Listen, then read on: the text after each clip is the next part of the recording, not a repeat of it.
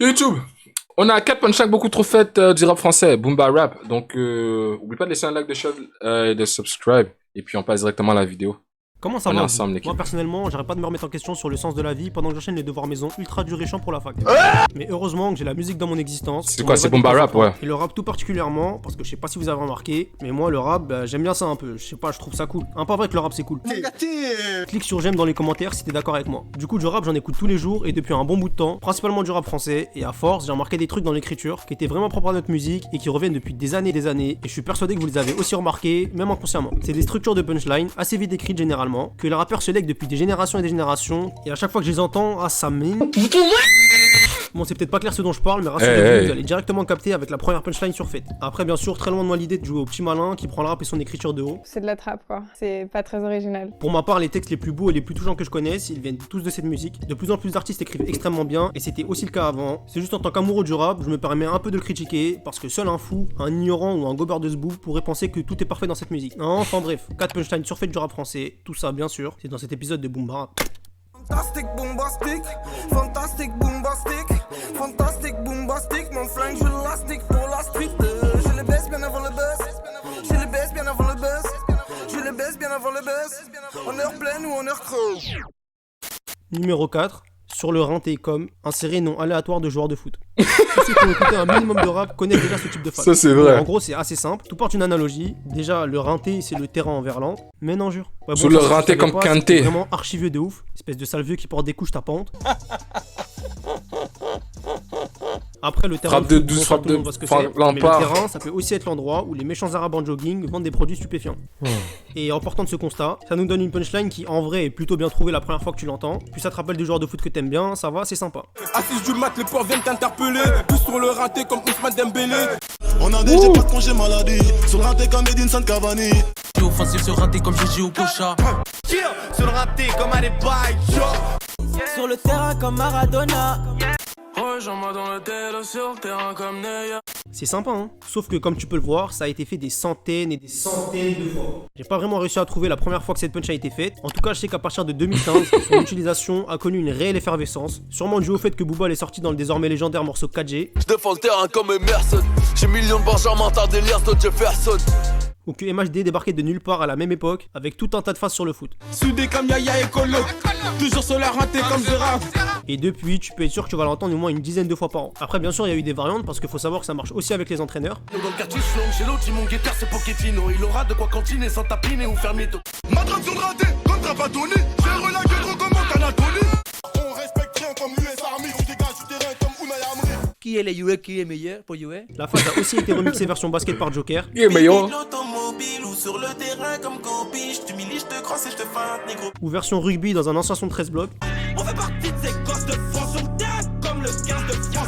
Et si jamais vous voulez le savoir, le champion dans le domaine, ça reste Gradure, car de ce que j'ai compté, le plus de punchlines dans ce genre, que je vais pas toutes vous lister, parce que voilà quoi, je pense qu'on a compris maintenant. Enfin bref, la phase a été faite, refaite, remodelée, remaniée, j'en passe et des pas vertes. Encore une preuve que les rappeurs et les footballeurs sont nés pour être amis. Et maintenant que vous avez compris le concept de la vidéo, on peut enchaîner sur la deuxième phase, qui je pense est celle qui me fait le plus craquer quand je l'entends. Numéro 3, absolument toutes les punchlines en rapport avec l'œil de Fetty Wap. Je vais faire un petit récap pour ceux qui sauraient pas. Fetty Wap, c'était un de ces ovnis de cette décennie qui est sorti de nulle part en 2014 avec l'incroyable tube Trap Queen que vous connaissez forcément.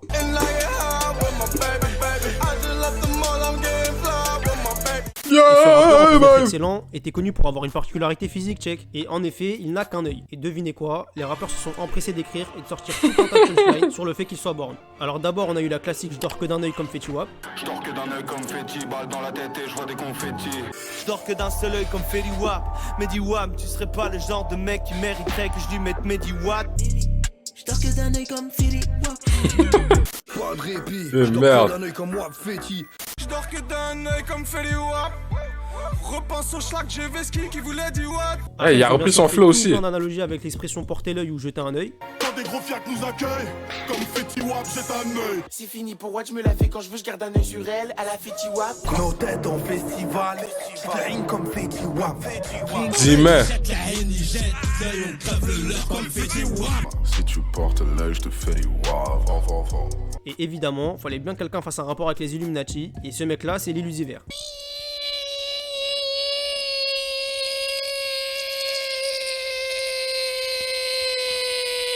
Gros taré.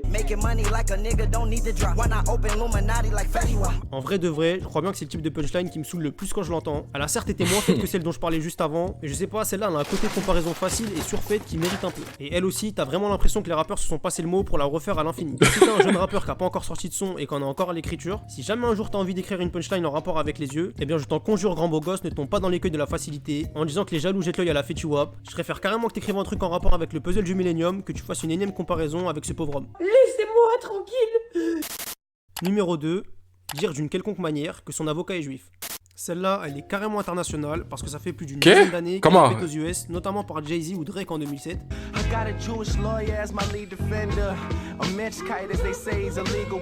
Ah ouais, les avocats juifs sont forts comme ça? Bon, pour Jay-Z, on sait qu'il a vraiment eu recours à un avocat juif, le relativement célèbre Murray Richman, mais après pour Drake, bah, on dirait bien que c'est plus pour de l'ego trip. Et j'ai fait quelques recherches, et alors il paraîtrait que c'est peut-être dû au fait que des cabinets d'avocats juifs auraient beaucoup contribué à la défense d'afro-américains lors de la ségrégation, et ça serait pour ça que les rappeurs américains en parlent souvent, mais c'est pas du tout vérifié, donc s'il y a quelqu'un qui saurait apporter une expertise dans les commentaires, fais-toi plaisir.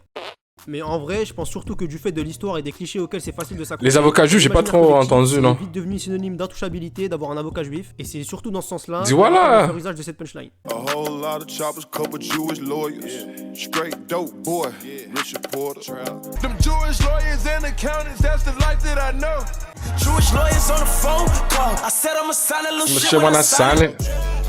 C'est sorti quand cette vidéo?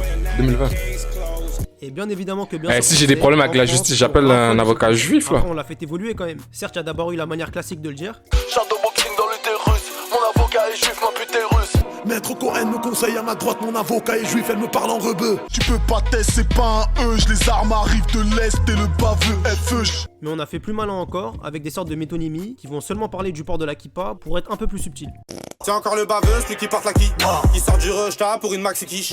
Mon avocat porte la kippa, 2 heures de garde à vue et je signe. Mais il y a aussi ceux qui ont voulu se démarquer encore plus, comme Booba ou Ziak, en donnant seulement la provenance de leur baveux. J'ai avocat israélite, je suis dans le turf et je vais très vite. Baveux est né à Tel Aviv, mon baveux est né à Tel Aviv. Donc j'espère que vous avez bien retenu la leçon. Si vous avez des problèmes avec la justice et que vous savez un peu kicker, vous savez d'avance vers quel genre d'avocat vous tournez. Après oui, bon ok, j'avoue, il y a aussi Frisk Orlon qui fait des punchlines sur les juifs. Après t'as vu frérot, nous à la base, je suis un mec, je reste dans mon coin, je casse la tête à personne. Ouais, attention hein. On passe à la dernière punchline. Numéro 1. Le savoir est une arme. Le savoir est une arme, mais pas nique ta mère. Bon, le fait de reprendre une citation bien connue pour la modifier à sa sauce, c'est un classique du rap, à tel point qu'on compte même plus les reprises de phrases de Tony Montana. D'ailleurs, en parlant de Tony, je vous conseille la géniale, que dis-je, l'excellente vidéo de Boom Bap sur l'influence de Scarface dans le rap français, et il m'a même pas payé pour dire ça. Et une des citations bien connues de notre 12 France qui a été beaucoup reprise par nos chers rappeurs, c'est bien entendu, le savoir est une arme. J'ai pas réussi à trouver qu'il y a personne qui l'a sorti en premier, donc encore une fois, c'est un petit malin qui croit tout savoir sur tout, bah vas-y, étale-nous ta science dans les commentaires, espèce de mec intelligent. Bon, en soi, la citation est assez belle, ça porte à réflexion sur le conflit humain, les différentes façons de gagner une guerre, et ça donne envie de lire du Sun Tzu. Et c'est, je pense, exactement la raison pour laquelle tout un tas de rappeurs se sont mis à la remixer. À l'ancienne, Medine c'était un peu le champion dans ce domaine, à tel point qu'il a même créé une boutique, le savoir est une arme. Mais évidemment, c'est pas le seul du tout, et vous vous en doutez, la déformation première, ça va être de rattacher cette maxime au champ lexical de la guerre et des vraies armes, pour dire soit qu'ils possèdent des armes, soit qu'ils sont très intelligents. Le savoir est une arme, je suis calibré, je suis cultivé. Le savoir est une arme et j'avais des munitions plein la tête. Et Destin. Si t'es prêt à gagner, c'est que t'es prêt à perdre. Je leur mets dans le cul vite fait à l'arrache. Le savoir est une arme, je tourne les pages de ma calage. Je demeure invaincu, mon savoir est une arme, je mets jamais la sécu. Et d'autres vont justement continuer la métaphore en incitant à s'armer, donc en gros à se cultiver, comme le font Val, Kerry James, Desporucci ou Ashley MC. Le savoir est une arme, apprends tes leçons. Devant le canon, mouille ton caleçon. Le savoir est une arme, construisons nos propres stands de tir avant que l'ignorance nous tue. Entouré de serpents, des pommes t'arrêtent, ça repart. Le savoir est une arme dont on ne se sert pas. Le savoir est une arme, soyons armés.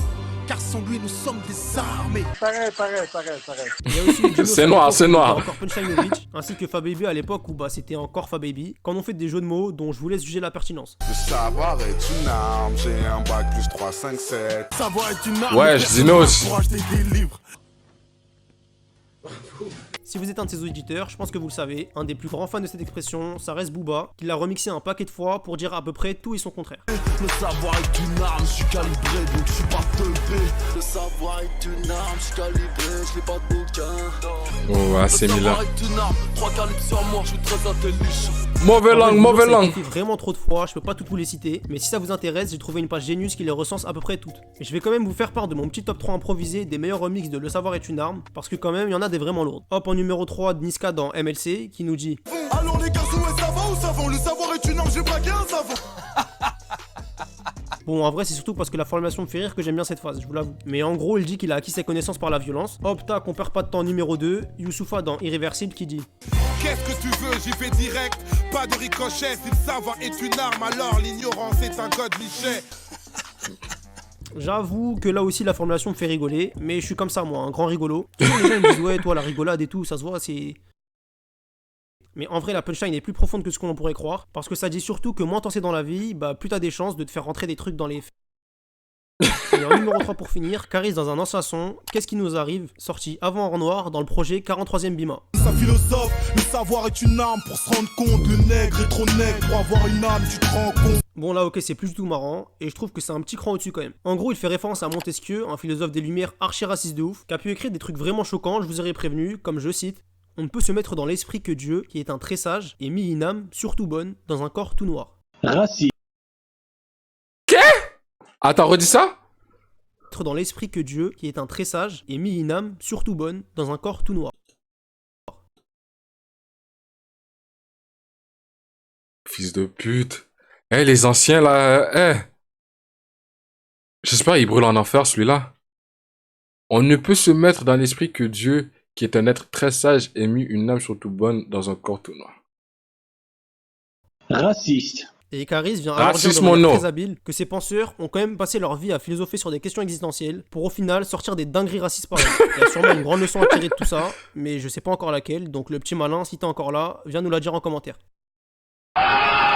Enfin bref, on a à peu près fait le tour des types de punchlines les plus faites dans le rap français, que en tout cas moi j'ai remarqué, mais du coup je sais qu'il y en a d'autres, donc faites-en part dans les commentaires, je suis curieux de voir ça, et si vous êtes chaud, on peut peut-être en faire une partie 2. Après je reviens sur ce que je disais tout à l'heure, le rap et le rap français c'est, et ça restera je l'espère, ma musique préférée. La très grosse majorité des rappeurs que j'ai cités dans cette vidéo écrivent généralement de manière remarquable, mais c'est juste que vous l'aurez compris maintenant, c'était le but de mettre en lumière quelques points faibles et facilités qu'on aime se permettre dans la musique que l'on aime.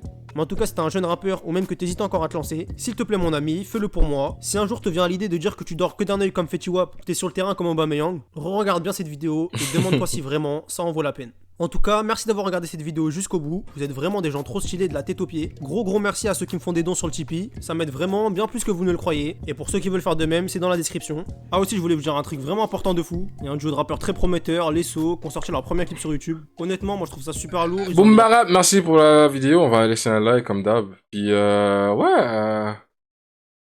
you vert comme Fetty Wap, mon gars. Ou plutôt, je te regarde avec l'œil du Sharingan.